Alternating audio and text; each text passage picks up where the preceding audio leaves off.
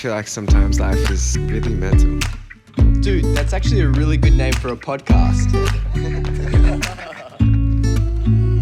Even when you lose all hope, you go deeper than you've gone. Hold on till you can't no more. It's really mental. Friendship and like relationships are like a continuous flowing state. I was not ready to be the best friend to people that I want to be in. Hey everyone, welcome to Really Mental, where we want you to know that no matter who you are, you're not alone. Please make sure to follow us, like and subscribe at Really Mental Podcast and rate this a 5 stars if you enjoyed the conversation. We have an amazing guest today. We have Lauv in the studio, the Really Mental studio, and we are talking about vulnerability. Harry, I want to kick things off. What has your journey been like with being vulnerable with others? I think it's been really interesting. I think it's been a little bit like a roller coaster in a sense, where I started off super closed off and then I opened up to this extreme level and then went super closed off again. And then I've slowly been opening up myself back up to the people who I'm close with. And I think that's through experiences in the past and kind of being burnt and kind of figuring myself out throughout that journey. And that's definitely been an interesting thing that I've had to deal with, is learning how to be vulnerable in the right way. I think that a lot of us perceive vulnerability to be emotional and kind of like letting all of ourselves out and stuff like that. When at the end of the day, for me at least, what I've learned with being vulnerable is being even there for other people and being able to express your emotions in a very authentic way that isn't forced or isn't coming from a bad place in a sense. And I think for me now, I just allow my emotions to flow, and that is what vulnerability means to me. What about you, Will? Yeah, I think that sometimes it's a lot about like sharing space with someone and knowing when to give advice or when to just listen. And I think that comes from, when you're on the receiving end of vulnerability and contributing to that. I think when it comes to being vulnerable for me and giving that out to people, I think definitely being candid and very open about the ups and the downs too, or the tough times that I have. I feel like I've got a lot more of a habit now, and also responsibility to, when I say like, oh, this is going great, also mention something that is happened that maybe wasn't the best thing to have happened and maybe felt like a bit of an L at the time. Yeah, that's what it means to me. And I think that one thing I definitely have improved on is opening up and telling people how I feel. I did that recently when I just had something go really wrong with music, and it really upset me. I cried in the shower about it, and I ended up telling my friends, and it was like, yeah, I was crying in the shower today, out of a place of just being like, you saw me the other week and things were going amazing. This happens too. We speak in this podcast about the balance between sort of oversharing and also being vulnerable for the sake of being authentic. I think that's a really interesting conversation, and I know Lauv has some really awesome thoughts to bring in here. So with that in mind, we want to welcome Lauv onto the show. And if you enjoy this, please make sure to send it to a friend. Just want to let everyone know that we have an Amazon AMP show every Sunday at 7 p.m. PT and 10 p.m. ET with amazing guests similar to the podcast. Please go check out the Amazon AMP app and follow us at Really Mental. Can you explain a bit about yourself for people who don't know who you are? Yeah, so I'm Lauv. I'm a singer, songwriter, producer. Depends on what people want to know. People have definitely heard your songs, so make sure to search them up, because you definitely have heard them all over the radio at some point. I want to ask you though, Lauv, how is your mental health at the moment? Pretty good. I'm a little tired today, which always makes me a bit moody, but overall, I would say pretty decent. And how would you describe your energy in 3 words? Calm and frantic at the same time, and then ambitious. I don't know why. Calm, frantic, ambitious. I like that. Ambitious. That's a good trait to have. Would you say that at this point you feel very comfortable in the chaos, or is it something that you're still finding peace with all the time? I'm always grappling with it. Like I was just like right before this meditating. I do a lot of like little meditations throughout the day, or even like little mini like 5-10 minute either meditate or nap. Yeah, I'm definitely having trouble with the chaos lately. Just kind of feeling like I can surrender and just be good. It's hard, if you know what I mean. Yeah. What are some things that you're kind of doing apart from meditating that are really helping you manage the chaos? I would say just talking to my friends. So like, but I feel like sometimes I feel like I talk their ear off about the same thing over and over because I tend to have very like circular worries that I just like, but I've also been running again, which has been helping. So running or hanging with my dogs, stuff like that. That's cool. I do feel like talking about it is really important because I find when I speak about it, it always feels like it halves the worrying. Would you say that that's something that you've always done? Or is that something you've recently learned? I feel like I've been a pretty open person for a long time. I feel like I used to overshare though. I don't know if you guys can relate to this, but I feel like I used to like not know how to manage my feel. Like I feel like I'm trying to learn how to manage my own feelings a little bit better so that like I'm not feeling like I'm constantly relying on other people. But sometimes I think maybe I pull back too much. And now I get too worried about sharing with people because I used to be like, for a few years, I was like totally open book with like anyone that I felt any type of like connection with. I'm like, oh, I'll tell you like everything that goes on in my mind, you know? Yeah, definitely. I agree with you on that point. It kind of got to a place for me, at least, where I was sharing things I probably shouldn't been sharing with people that I wasn't really close with and I like didn't really have any reason to, but because they were kind of like, I was like, oh, this guy's kind of cool. I'll just tell him every single thought that goes on in my brain. And then people go like, oh, whoa, like that's too much to share sometimes. And I think what I found through like, I guess being burnt a few times and having bad experiences with some people and having bad judgments initially was that I prefer having like a really small, close group of friends that I kind of like keep around me as my circle, and only they will really know what's happening in my life. And everyone else, in a sense, I'll keep them at a distance until they've earned my trust to be in my life now. And I think that came from being burnt multiple times and kind of like having those boundaries and those barriers. So I'm able to like respect the other person, but also like, in a sense, respect myself. How have you been able to do that for yourself? I think, yeah, it's just a conscious like remembering to also respect yourself. Be like, oh, if there's a part of me that feels like there's something I shouldn't say right now, or I don't need to share with this person yet because I don't know them well enough yet, or something like that. Like I should honor that feeling, you know? I feel like when I was a little younger, like I was just so, I don't want to say like desperate for like help because that sounds like intense. Yeah. More so just like, I always wanted to know what people thought. Like, what do you think? This is what I'm thinking. Like, what do you think about that? What does that mean? Like, yeah. Just trying to respect it myself more on it. Did you find that it was also like a way for you to convince yourself that you were super open and honest?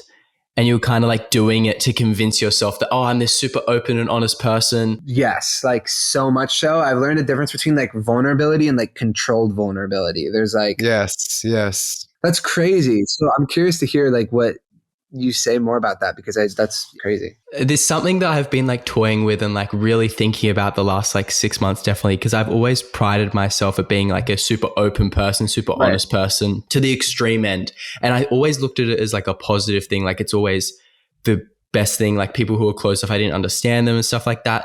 And then I kind of like realized it was like me giving myself an excuse and kind of like a cop out into actually dealing with the things that I was talking about, because I was like, I'm so open about it. I'm so comfortable talking about it. So it's actually fine, when it wasn't actually fine. Mm-hmm. And I think I used it as a form and a way to kind of like convince myself it was. I don't know if this is like similar to what you went through, but that was definitely for me what was the struggle. And I kind of realized that and have been realizing that only the last few months recently, actually, and just trying to change those habits and that kind of thought process in a sense. No, I definitely feel that. Yeah. I feel like, I don't know, for me, I'm still trying to figure out where it switched, but there was a certain point where I just started to like switch up a bit. I went from being like, I need to share everything with everyone. I think I became obsessed with the idea of all of it. Yeah, it's interesting because I came from the other side. I would say I was a lot more closed off. One time someone was like to me, oh, you're like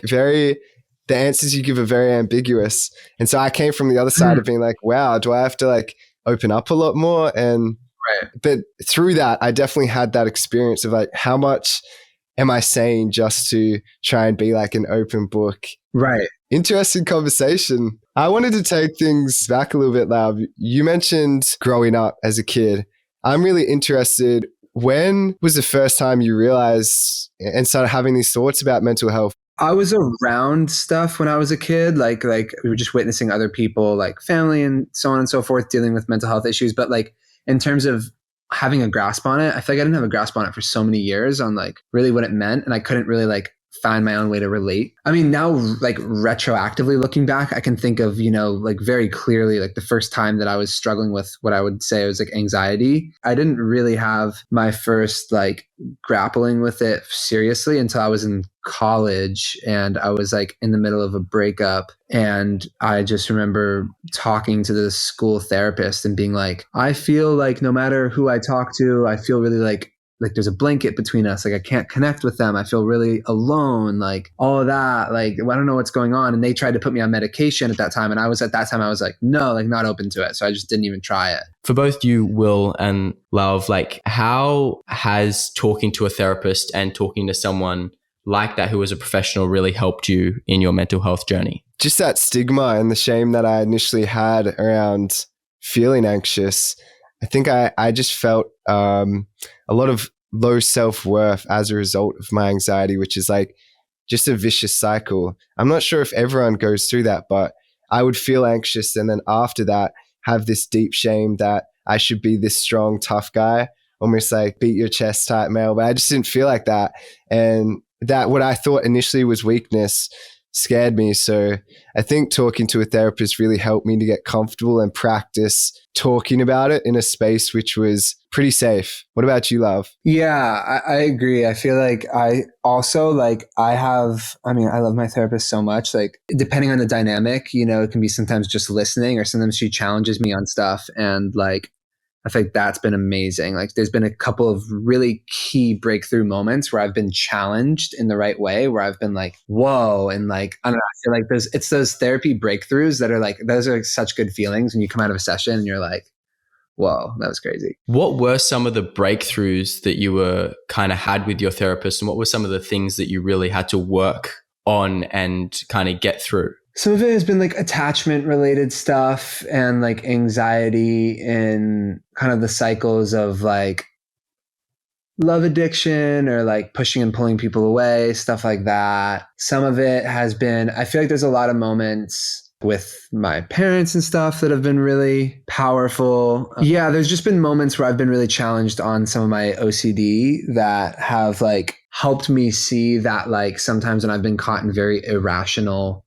fears, like when I first started experiencing my OCD and was like really like convinced I was like this bad person and like I don't know, like there was this always like bad, and there was like a couple moments where like my therapist like really quickly pushed me out of my comfort zone, and I had these like moments that clicked where I was like I felt the lightness inside of me and I felt this like truth set in that like wasn't so bad.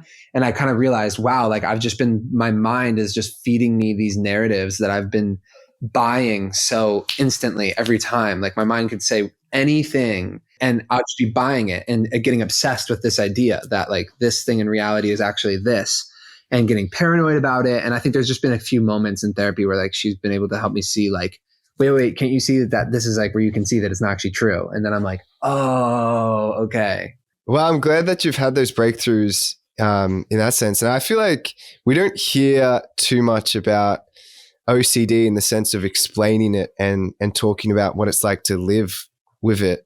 Could you describe to us what it's like to live with OCD? I mean, you mentioned some of the thoughts that you have, but just generally how it affects you. Yeah, I mean, I have a very specific, from OCD that I don't really, it's all really heady. So it's all like very like compulsions inside the mind, like, or like obsessively checking with people on something. It's become a lot more manageable over time, but I think in like the worst moments, for me, it's just like getting a thought in my head that's something that might scare me. So like an alternate reality and an idea that might be challenging what I feel like the truth of my life is. And because the idea scares me, I just start spiraling on it. Almost like my entire focus of my life shifts to trying to solve this problem that I've now decided is like, what's the truth about this? And then it just kind of, sometimes I'll just get fixated on an obsession of one topic, one thought, one alternate reality for anywhere between, like a few hours to a few days, or weeks or months or whatever. So what were some of the things your therapist does and has kind of taught you to deal with that? Because I assume a lot of people kind of go through similar experience to you and would love to hear how to manage that? I mean, some of it does come into just like mindfulness and meditation, but really like refocusing. So like actually actively like soothe myself. So I feel like the first step usually, if I'm kind of like spiraling, is like, okay, let's soothe maybe like the body anxiety first, or just like the symptoms of like, okay, I'm hijacked by my mind right now. Like there's like, I don't know, like some of the simple like tapping things or breathing or listening to a meditation or something to just kind of like slow down. And then it's like consciously like choosing something else to do, or even indulging sometimes like, okay, well, if this thing is true, what does that mean? Okay, so then what does that mean? I kind of have come to like learn that like a lot of the things that like I like fear the most, ultimately like you're going to be fine at the end of the day. Yeah. And then it kind of takes the punch away. And then you can really be like, okay, is this really a problem, or is it just a fear? Yes. And for people listening that have not heard of OCD, basically it's excessive thoughts or obsessions that lead to repetitive behaviors or compulsions. I think meditation helped a lot. The body scan's really powerful. Yeah. I was reading a bit about, your latest body of work, which is coming out, which we're really excited to hear. I read that the inner child meditations helped you as well. Could you talk us through the process when it came to that? That was a really cool like thing to discover.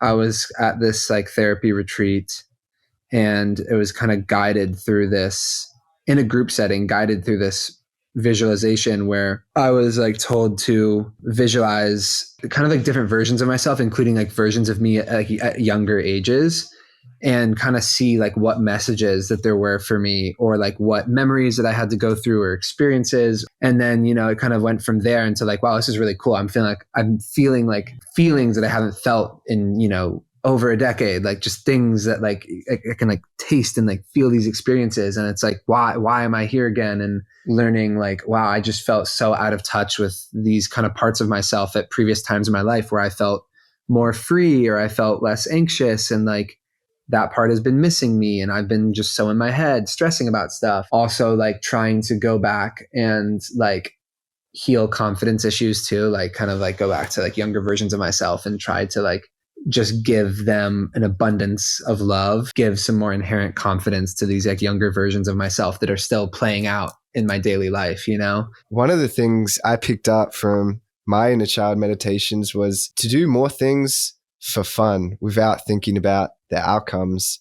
Right. And even as you speak today, I realize that's something I need to get back to, just thinking about my inner child, because I think sometimes I get caught up with thinking about results. How do we push things that I forget to do, some of the things that I love doing as a kid, even playing video games. How have both you, Will, and Ari been able to like deal with the being alone and kind of doing things just for fun, like no results attached to it, no work, no nothing, you know what I mean? Just fun. I don't know about you. I'm still trying to figure it out. Like I have some times where I'm able to do it, but I feel like I end up, like I was talking to my friend about this, like I feel like my alone time, I end up either sliding towards, I'll just take a nap, or I'll just meditate again, or I'll work on music. It's so rare that I have that feeling where I'm alone and I just feel comfortable in my skin, and just being like, I don't know what I'm going to do, and that's okay. I found lately going to nature has been so therapeutic. I think sometimes it's just hard balancing ambition with, rest and recuperation. I don't know, Ari, I'm interested. It sort of sound like you were the same, but whenever I rest, I get inspired musically. It always happens. And so it's this weird mix. I feel like I make the best music when I start resting. But do you find that you create most of the music from that space, or are you able to like separate your time in the studio? I feel like when I'm in the midst of a heavy process, that I'm kind of going all the time, like when I'm writing an album, but when I'm kind of in a more in-between time, then I do find that like when I actually do take a weekend and just like hang out with friends and rest and go have life experiences, I come back and I'm like, oh yeah, I'm way more inspired again. But it's almost like there's that stubborn part of my mind that is like, I'm going to erase that memory. You forgot that resting is good. I mean, you've released a lot of bodies of work, and I would say you've been really consistent with that.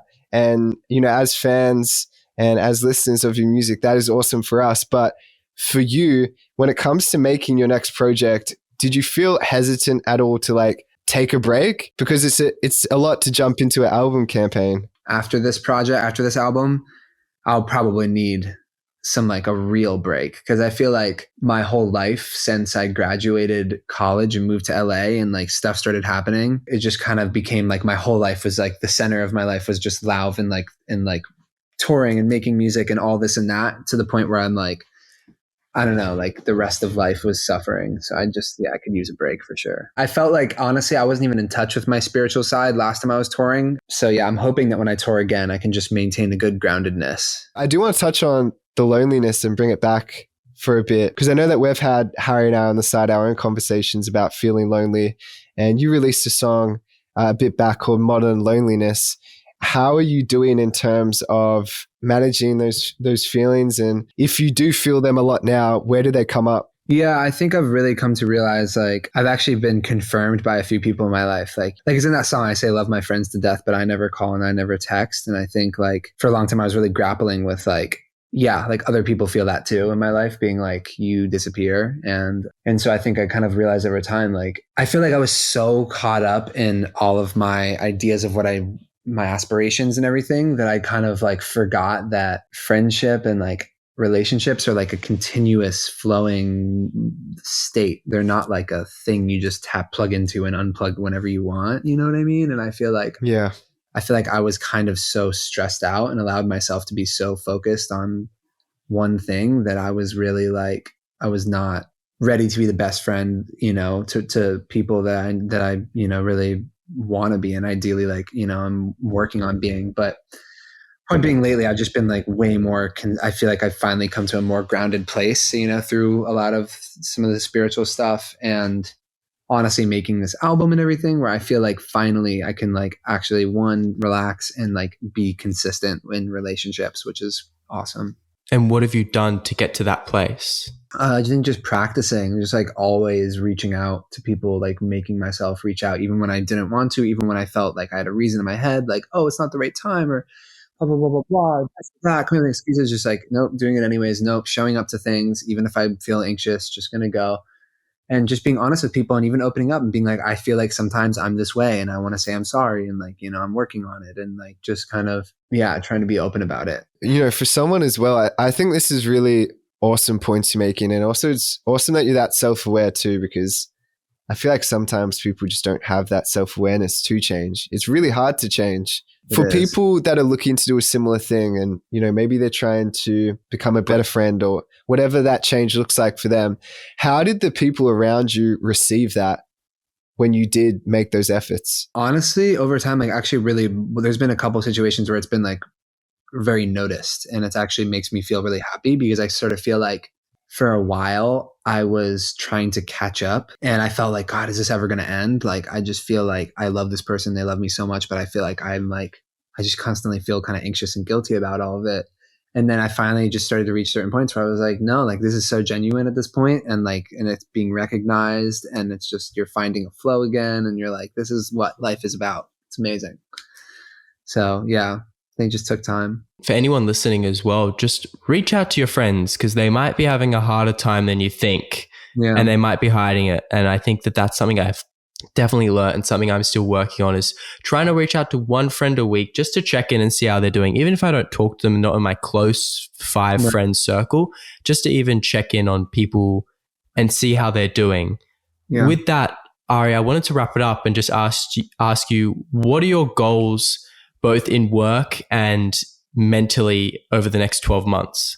I'll start with mentally. Just really commit to a way more consistent self-care, and building in slowly just new habits to expand my mind and to try new things. Even stuff like trying to learn a new language, or just reading, even if it's one book every month or every couple of months. Just really committing to things that only I can do for myself, that are not like a transactional thing that like I can get from a relationship. Like, okay, I got to do this for myself, you know, like I got to commit to this for myself. So I think that, and then in work, honestly, just be as in love with what I do as possible. So that means stepping away when I need to. That means giving myself the chance to like love music as a fan as much as possible so that I'm genuinely inspired. And so, yeah, but I think, yeah, just to love it as much as possible is my biggest goal. That's awesome, man. Well, thanks so much for your time, dude. Thank both of you guys. You guys are amazing. That was awesome.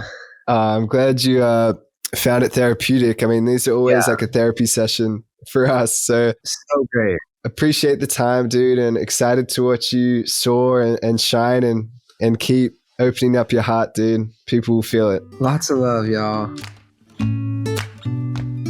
I really loved that episode with Lauv, and I wanted to get straight into it and ask you, what was your biggest takeaway? You know, the conversation we had around spirituality, I found really interesting. And I think that for everyone, it's an important part of being on this earth, finding purpose and having faith comes from some belief in this thing bigger than ourselves. And so whilst I don't want to push my, beliefs on someone else, I also want to just open you up to the fact that that type of thinking and belief in something bigger than us that connects us can actually really do wonders for a spiritual mental health practice. And as you could see today, it was really awesome to see that, that term spirituality and the connection with something up above, something greater than ourselves, has helped Harry, Lauv, and myself. So I definitely implore you to think about, some of these concepts. And I would love for you, to try one thing this week, try meditation or try praying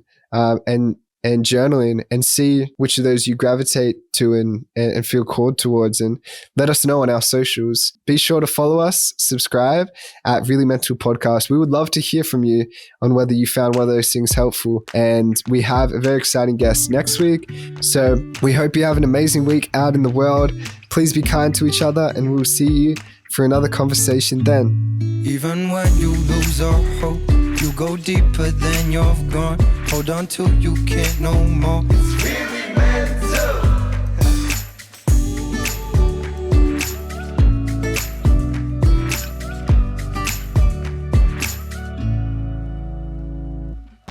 Hey everyone, we have a Really Mental show on the Amazon AMP app. We're going to be hosting live conversations with talented humans like you hear on the podcast here. So make sure you go follow us on the Amazon AMP app at Really Mental, and we want you to know that no matter who you are, you're not alone. So hopefully we'll see you on Amazon AMP at 7 p.m. PT, 10 p.m. ET every Sunday. All right, see you then, beautiful human. I just want to end this episode today, Will, by talking directly to the audience, saying if you guys are struggling, Will and I aren't professionals in this field. We're just telling our experiences through stories and kind of just sharing what we've been through. But if you are really struggling, we do highly suggest going to see a therapist and professional help, because they will be the ones that can really help you in your situation. Of course, feel free to share your stories with us and DM us. We want to know what you're going through, but make sure you take the time to speak to a professional, because that's going to give you the most help. That said, we hope that these stories and the people we've spoken to can really help you on your journey to finding that right person, whether it's a therapist or that friend to talk to about it. Make sure you take the time to do that.